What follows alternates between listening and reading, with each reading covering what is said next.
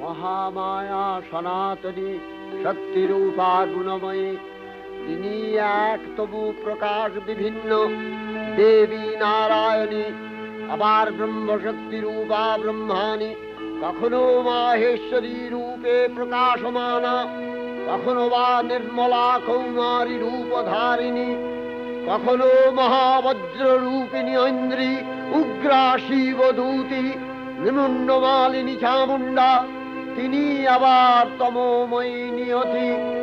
এই সর্বপ্রকাশমানা মহাশক্তি পরমা প্রকৃতির আবির্ভাব হবে সপ্তলোক, তাই আনন্দমগ্ন।